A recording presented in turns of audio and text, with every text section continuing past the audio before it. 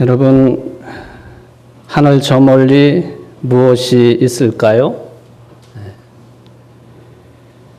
하늘 저 멀리에 정말 무엇이 있을까? 하늘은 끝이 있는 것이기나 할까? 우주는 또한 끝이 있는가? 끝이라고 하는 것이 존재하기는 하는 걸까?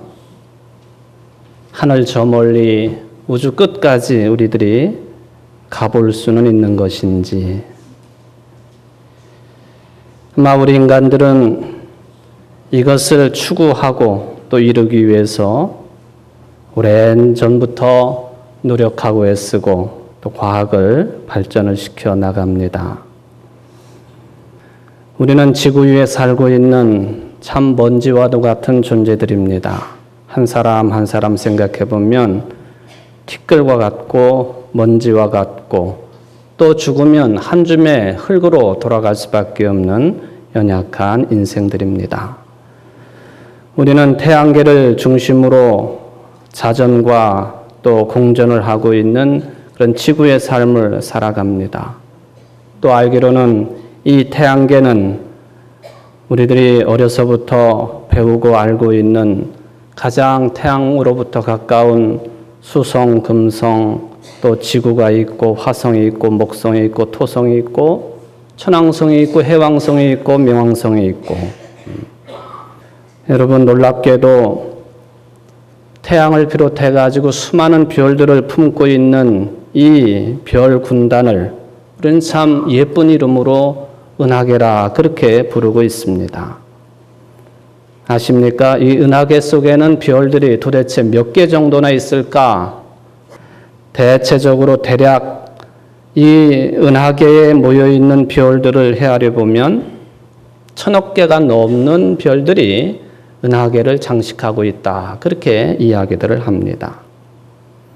그런데 이 우주 공간에는 1000억 개 이상의 별을 품고 있는 이 은하계가 또 몇 개나 존재하는지 그건 누구도 알 수 없습니다. 만드신 하나님만이 아시는 그런 영역이 되겠습니다. 여러분 도대체 하늘 저 멀리에는 도대체 무엇이 있겠습니까? 우주 공간에는 무엇이 있고 또 우주란 끝은 있는 것인가? 끝까지 갈 수는 있는 것인지 참으로 신비한 세계 속에 여러분 한 생명 한 생명이 존재한다고 하는 생각해 보면 우리의 생명의 소중함도 깨닫게 되지만 또 한 생명이라고는 하지만 우리 생명의 미약함도 함께 깨닫게 되는 놀라운 진리 앞에 우리는 서 있게 됩니다. 인도의 유명한 명상가 중에 아주 세계적인 이름을 가지고 있는 명상가가 있습니다.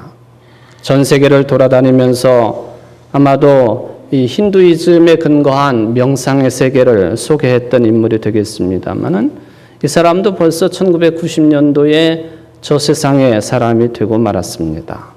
그런데 그의 묘비에 보면은 이러한 글이 쓰여져 있습니다.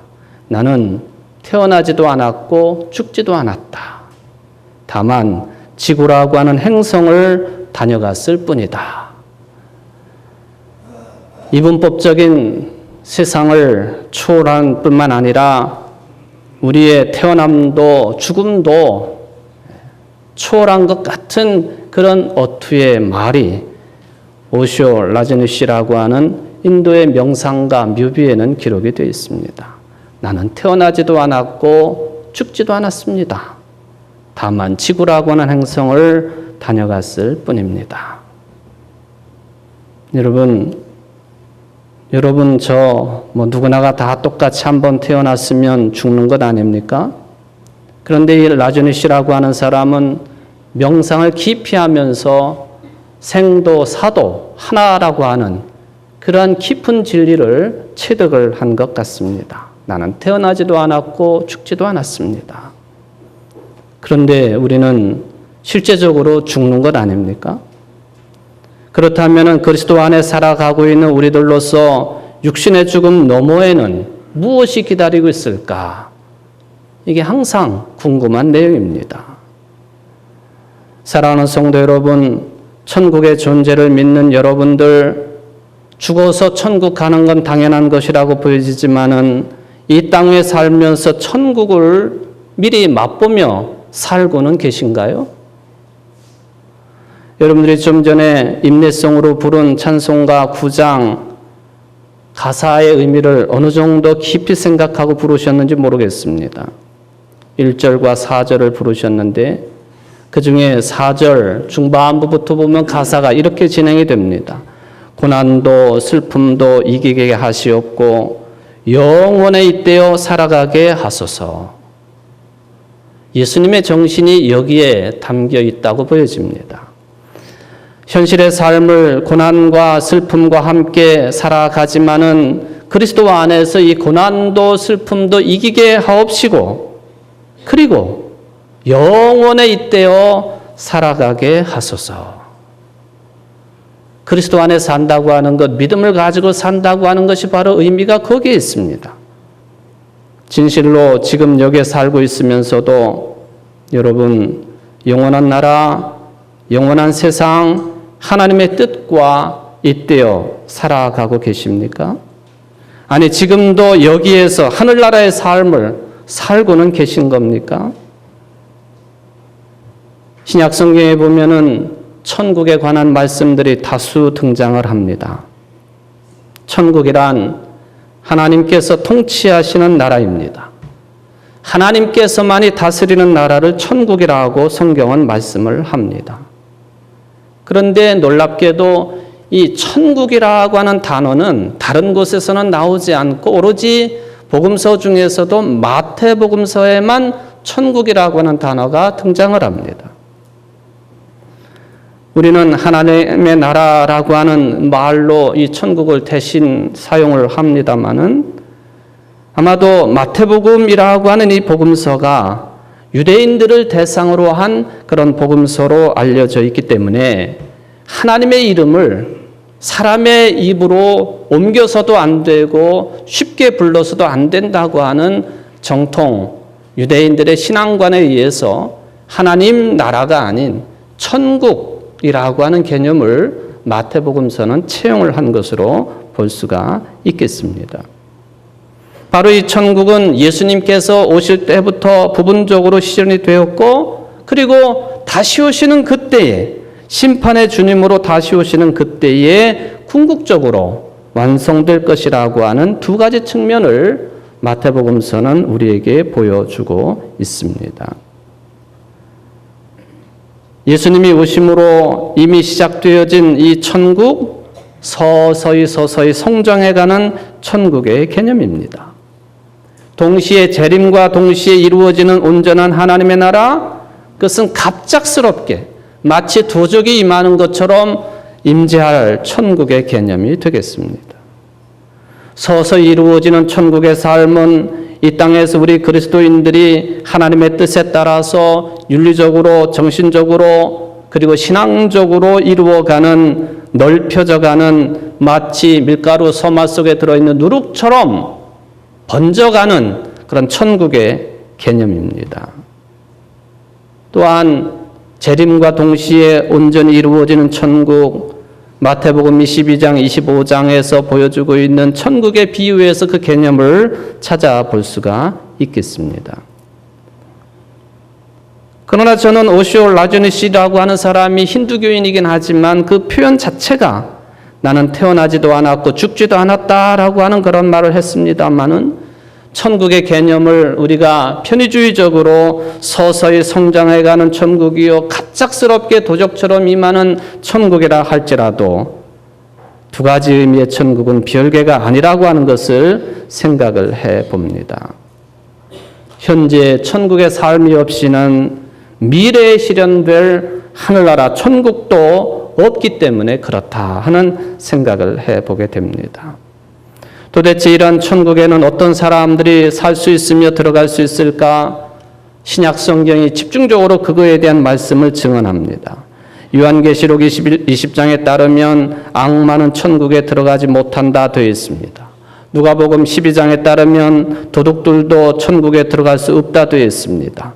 요한계시록 21장에 따르면 두려워하는 사람들, 살인자들, 행음자들, 술객들, 우상숭배자들, 모든 거짓말하는 사람들도 천국 삶을 누릴 수 없다고 말씀하십니다. 사도 바울의 말씀인 갈라디아서 5장에 보면은 육체의 열매를 맺는 자들도 천국 삶을 누리지 못한다 되어 있습니다.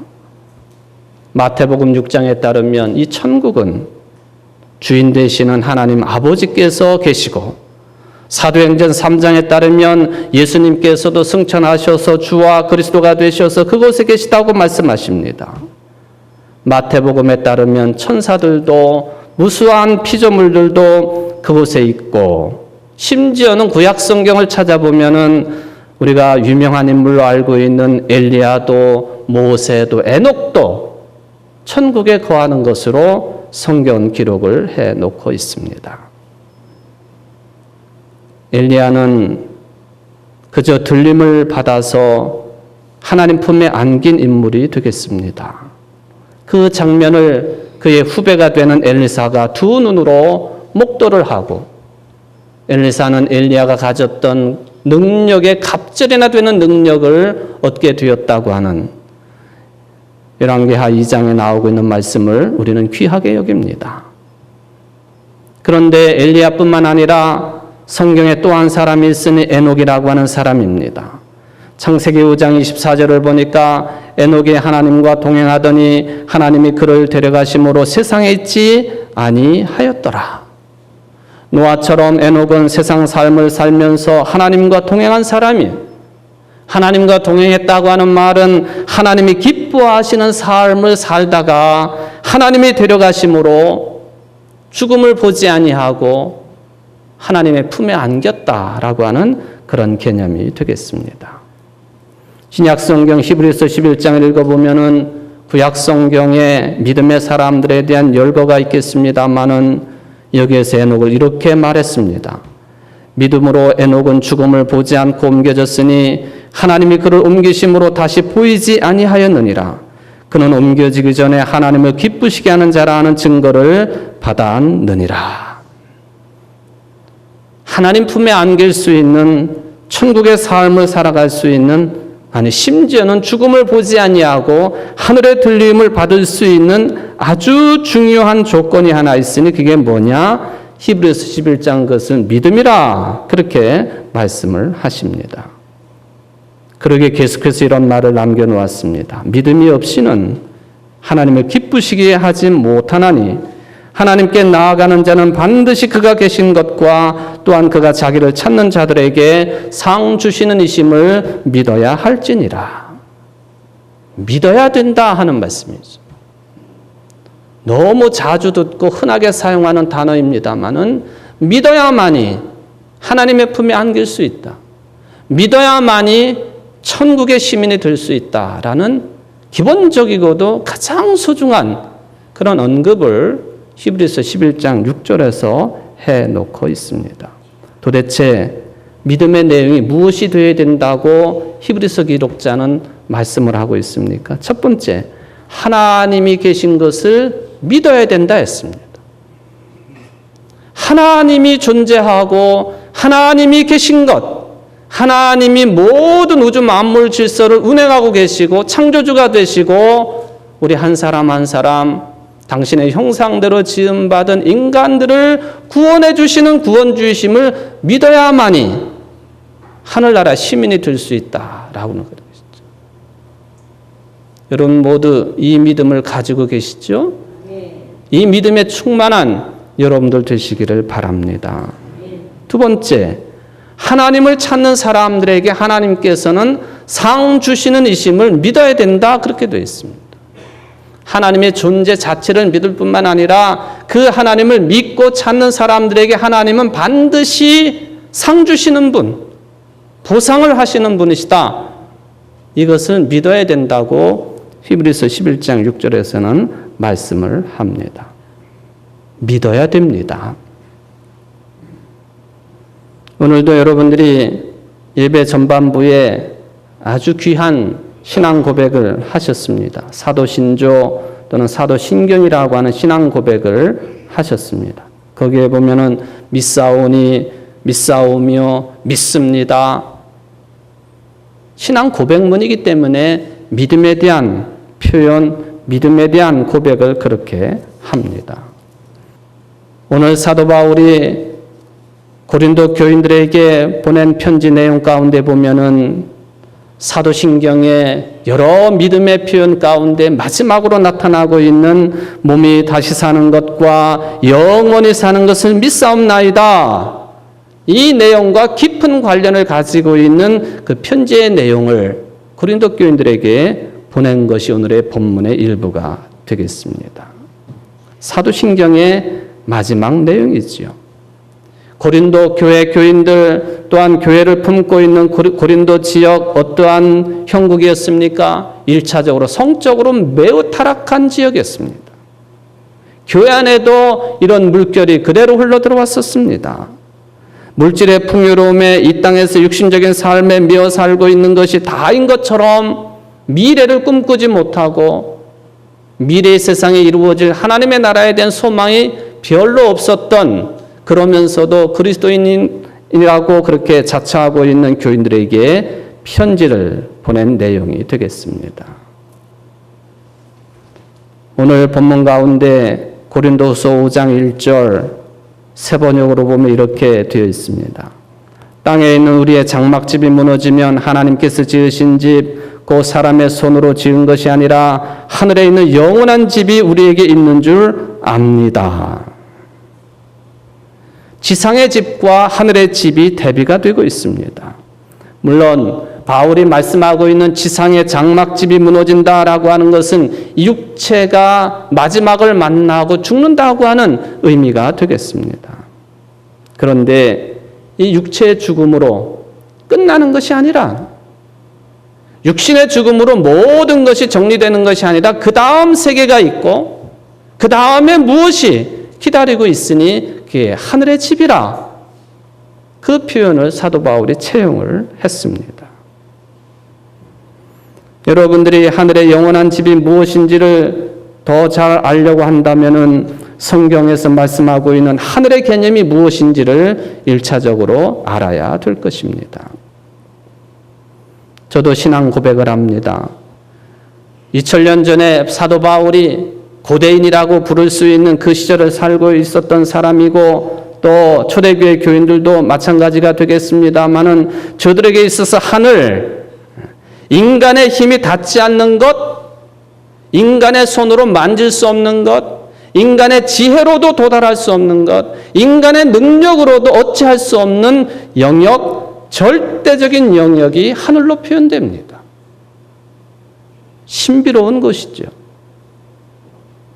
그런데 이 하늘은 하나님이니, 하늘 하나님이라고 부를 때에 그 하나님은 모든 생명의 근원이고 모든 생명의 원천임을 드러내고 있는 단어가 신약 성경에 나오고 있는, 바울이 사용하고 있는 하늘이라고 하는 개념입니다. 곧 하나님이 모든 생명의 근원이고 원천이시다라는 말씀이지요. 그런데 아직 생명의 근원과 원천 되시는 하나님이 다 드러나지 않았어요. 아직도 비밀 가운데 있습니다. 아직도 은폐되어 있습니다. 우리가 신앙인으로 산다고 하는 것, 믿음을 가지고 산다고 하는 것은 아직 드러나지 아니한 그 나라를 볼 수 있는 사람이 되었다 하는 의미에서 신앙인입니다. 그런데 우리는 눈에 보이는 현실의 삶에만 매여 있지 않습니까? 눈에 보여야 되고 손으로 만질 수 있어야 되고 내가 체험해야 되고 내가 경험해야만이 믿을 수 있고 의지할 수 있고, 그런 어린아이와 같은 신앙관에 우리가 아직도 머물러 있는 것은 아닙니까? 이런 눈에 보이는 현실로만 실감하는 사람들, 결단코 이 기독교의 깊은 신앙, 영적인 수준까지는 내려갈 수 없다는 것이 성경의 가르침이지요. 성경은 언제나 보이는 것보다는 오히려 보이지 않는 것을 더 명백한 현실로 받아들이고 경험할 수 있고 고백할 수 있어야만이 이 기독교적인 신앙이 가능하다고 언급을 하십니다. 바울이 말씀합니다.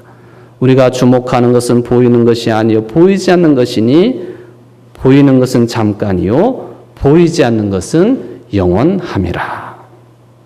바로 이 말씀을 하시고 오늘 본문에 있는 하늘의 영원한 집이라고 하는 언급을 해 주었습니다. 여러분, 눈에 보이는 것 잠깐입니다. 잠깐. 스쳐 지나갑니다.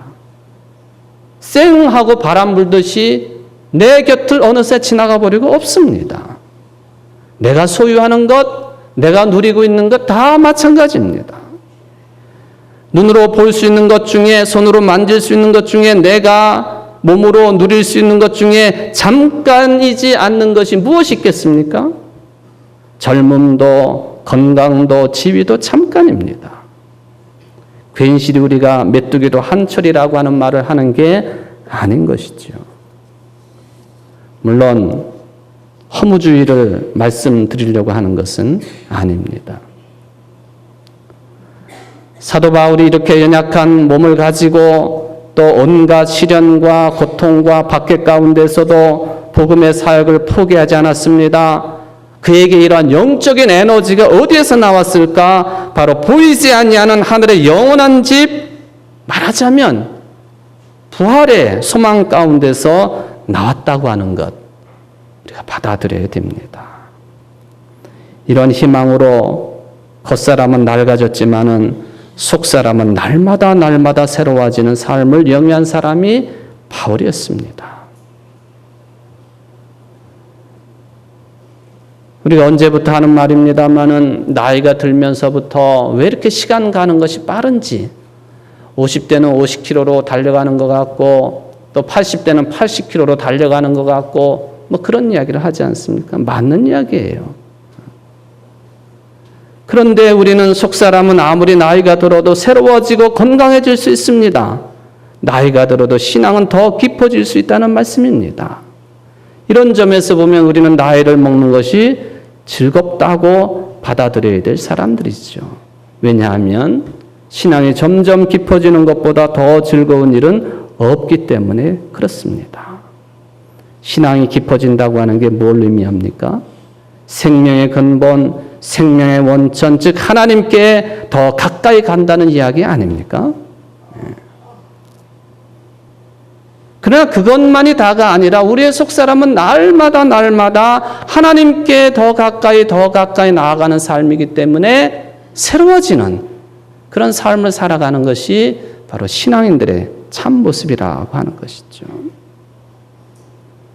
바울만이 가질 수 있는 신앙 아닙니까? 그렇게도 치부할 수가 있겠습니다만은 사도 바울이 날마다 새로워지면서 살든지 죽든지 주를 기쁘게 하는 자가 되기를 힘쓴다라고 고백한 것처럼 우리들도 부활하신 주님 안에서, 그리스도 안에서 부활을 체험한 사람들로서 우리의 운명을 맡기고 산다면 하늘의 영원한 집이 지금 이 땅에서 현실로 경험되어지고 만나질 수 있다라고 하는 그런 신앙을 가져야 되지 않겠습니까? 그게 바로 영혼과 잇대어 살아가는 복된 삶이 되겠습니다. 여러분 어떻습니까? 사도 바울이 고백하는 것처럼 하늘의 영원한 집이 날마다 더 가깝게 느껴지고 새롭게 느껴집니까? 그렇게 되기를 바랍니다. 여러분, 하늘 저 멀리에는 무엇이 있겠습니까? 하늘의 영원한 집이, 즉 하나님께서 믿음을 가지고 사는 사람들에게 더 가까이 새롭게 다가오고 계시다고 하는 것을 믿으시는 우리 성주제일교회 모든 성도님 되시기를 주의 이름으로 축원을 드립니다.